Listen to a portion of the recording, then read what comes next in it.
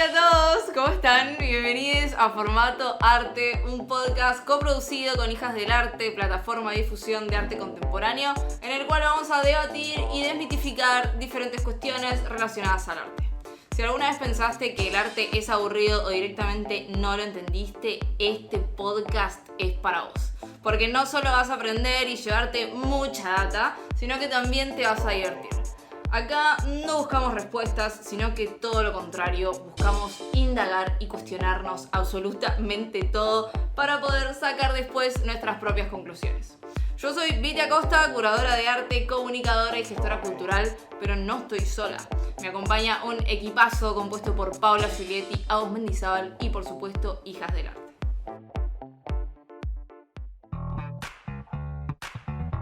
Si alguna vez te preguntaste cómo llegamos de Miguel Ángel pintando la Capilla Sixtina a Malevich haciendo cuadrados de colores, o si viste esa noticia en que subastaron un Rothko por más de $22 millones y pensaste, pero eso lo podría haber hecho mi sobrina de 4 años, van a ser algunas de las cuestiones que vamos a intentar responder a lo largo de este podcast. Así que te aconsejo que te pongas cómodo, te hagas un cafecito, un té, te sirvas esa copita de vino y si estás listo, empezamos. ¿Qué es? ¿Cómo surge? ¿Dónde? ¿Por qué? O si el arte abstracto es realmente abstracto, ¿cómo pensamos? Para entender un poco esto, tenemos que siempre analizar el contexto. Y para analizar el contexto tenemos que situarnos en espacio, tiempo e irnos para atrás un poco con el reloj hasta llegar a principios del siglo XX, específicamente fines del siglo XIX, principios del siglo XX. Es decir, fines del 1800, principios del 1900. Hay dos hitos que nos van a ayudar a entender todo esto. Uno es la Revolución Industrial y el otro es el surgimiento de las vanguardias. Las vanguardias son movimientos artísticos que son conocidos porque tienen estos nombres terminados en ismos que probablemente ya los hayan escuchado previamente. Como por ejemplo el impresionismo, fauvismo, cubismo, neoplasticismo, posteriormente surrealismo, dadaísmo y muchos más. Y hubo artistas súper importantes que ayudaron a entender todo esto de cómo fue cambiando la representación en el arte, artistas como Monet, Picasso, Cézanne y algunos más, pero ellos van a ser súper importantes en este entonces. Como mencionaba recién, la Revolución Industrial fue importante porque se reemplaza la mano de obra humana por las máquinas. Esto va a ser fundamental, no solo por eso, sino que también porque nace la fotografía. Y tengamos en cuenta que antes la pintura tenía un poco la finalidad de la fotografía, que era representar la realidad con el 100% de fidelidad. Entonces, previo a esto se valoraba la habilidad de representación y ahora se valoran otras cosas. Se empieza a valorar la creatividad más que la capacidad o la factura manual. Entonces ahora cambia el pensamiento del artista. Todo esto indica una ruptura en la manera de representar. Hay un quiebre. Se representa de un lado no realista. ¿Y cómo sucede todo esto? Ahora la esencia son los colores y las formas. Empiezan a ser signos autónomos que no dependen de un objeto anterior. Acá podríamos decir que la pintura se autofirma como pintura. Es decir, se disuelve la figura. No hay objeto y lo que ves es lo que hay. Entonces, en esta crisis de la representación también se da porque se tratan de escapar de la realidad en la que vivían. También parte del contexto tenemos que entender que en este entonces estaba sucediendo la Guerra Mundial, la Primera Guerra Mundial específicamente. Entonces tenían la necesidad de expresar libremente sin apelar a lo figurativo, ¿no? Sino bajo la necesidad de responder con otro lenguaje, a través de colores y líneas. Y a través de este lenguaje van a expresar lo que sienten. Se va a expresar el estado puro del ser humano. Y para que entendamos un poco este anclaje emocional que tiene el arte abstracto, quiero leerles esta frase de Paul Klee que me parece muy bonita, que dice: cuanto más horrible se vuelve el mundo, más el arte se vuelve abstracto. Hago una pausa acá para decirte que si te gusta toda la data que te estamos pasando y querés colaborar con la producción de este podcast, te proponemos que nos invites un cafecito. Cafecito es una plataforma de crowdfunding que busca unir a creadores de contenido con gente que quiera aportar a lo que hacen. Y si quieres apostar a Formato Arte y darnos una mano, puedes entrar al link en la descripción del podcast o al link en bio de Instagram de Hijas del Arte y ser parte de este bellísimo proyecto. Y acá quiero hacer una pequeña reflexión con la música, porque si nos ponemos a pensar, la música también es abstracta, pero la percibimos de otra manera, es decir, los sonidos son abstractos, pero yo siento que uno está como más predispuesto a percibir auditivamente de otra manera y tal vez visualmente estamos un poco más condicionados por un montón de imágenes. Entonces, ¿por qué nos pasa esto? De que siempre cuando vemos una imagen le queremos buscar su semejante en la realidad y cuando escuchamos un sonido no lo hacemos. ¿Se habían puesto a pensar sobre esto, de cómo percibimos las cosas de diferente manera? ¿Qué opinan al respecto? Luego me contarán. Porque vamos a seguir hablando de arte abstracto y tenemos que ejemplificar un poco toda esta cuestión y por supuesto amamos los ejemplos. Obviamente este podcast es algo auditivo y ustedes no van a poder ver las imágenes, pero yo voy a intentar ser lo más descriptiva posible. De todas maneras, lo ideal es que ustedes en algún momento puedan googlear, buscar de alguna manera estas imágenes para que termine de decantar mejor la información. Así que quiero explicar con estos ejemplos cómo con el tiempo se fue deconstruyendo y también abstrayendo la imagen. Entonces vamos a retomar a los artistas que mencionamos al principio, que son Monet, Picasso y Cézanne. Monet es un artista francés relacionado con el impresionismo. Él hace numerosas obras y quería traerles a colación obras como por ejemplo Impresión Sol Naciente, que es de 1872, o tiene una serie de puentes, que es la serie de los nenúfares. Lo que podemos ver en estas obras es que la imagen se construye a través de manchas que deja la pincelada. Acá cambia la pincelada si la comparamos con obras, no sé, un poco más academicistas o con retratos, no sé, por ejemplo, el retrato de Napoleón o inclusive la Mona Lisa. Acá vemos cómo cambia definitivamente la pincelada, ¿no? Las pinceladas son cortas y están yuxtapuestas, es decir, como encimadas. Entonces, todos esos puntos de atención convergen en la imagen. Bueno, otro de los artistas que es clave para entender esto es Paul Cézanne. Él es un pintor francés considerado postimpresionista y al ver sus imágenes nos vamos a dar cuenta de diferentes cosas. Por ejemplo, vemos cómo él construye la imagen a través de formas geométricas. Él sostenía que había que retratar la naturaleza a través del cilindro, la esfera y el cono, por ejemplo. Y lo que hace también Cézanne es rebatir el punto de fuga. No solo que utiliza varios puntos de fuga, sino que los rebate, los mueve y los eleva. Pero esto nos va a ayudar a entender el uso de la geometría en la representación. Entonces él va a ser clave en esto.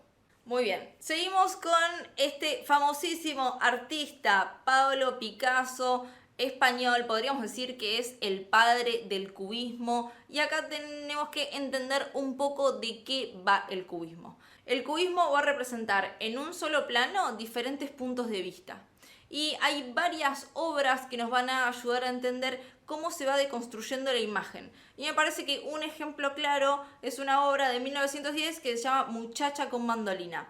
En esa obra vamos a ver cómo la imagen se descompone y, tomando un término bastante actual, vemos cómo se pixela, cómo se va disolviendo con diferentes volúmenes. Y acá quiero leerles una pequeña frase de Picasso que me parece súper interesante, que dice: no hay arte abstracto, siempre debes empezar por algo y después podés eliminar todos los rastros de la realidad, ¿no? De nuevo, esta relación de cómo representar la realidad desde una manera diferente. De esto se van a encargar todos los artistas de los que hablamos recién.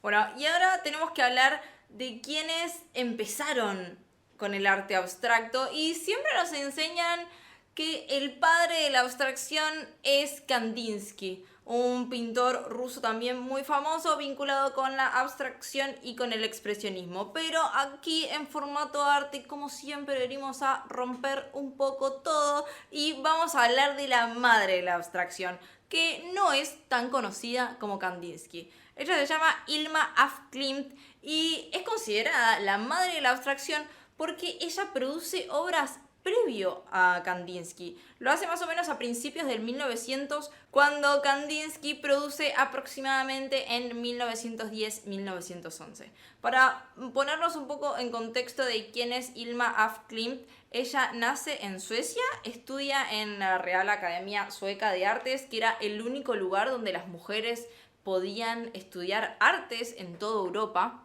Y ella también relacionaba mucho el arte con lo espiritual y lo representaba a través de la geometría. Ella quería representar sus sensaciones y experimentaba de diferentes maneras. Hacía sesiones de espiritismo en las que pintaba en trance. Hacía todo esto del automatismo psíquico que luego después los surrealistas van a seguir estudiando, pero la podemos tomar a ella como antecedente de esto. Igual claramente en el contexto en el que ella vivía todo esto no estaba bien visto, pero posteriormente se descubrieron muchísimas de sus obras. Estas obras secretas que ella produjo en este periodo son más de 1000 cuadros abstractos y están hechos antes de que el arte abstracto en sí exista. Es más, se propuso un proyecto de armar una retrospectiva de Hilma. Lo propusieron al MoMA y este rechazó el proyecto. Ya sabemos igual que el MoMA no tiene mucha buena fama y perspectiva de género, al menos años anteriores, pero esta exhibición, que fue súper importante, después se hizo en el Guggenheim e hizo que la figura de Hilma af Klint sea un poco más conocida y a su vez reconocida. Pero bueno, ¿por qué durante la historia del arte se dijo que Kandinsky era el padre de la abstracción? No solo porque tiene privilegios, porque era hombre, sino que él se encargó de teorizar el arte abstracto.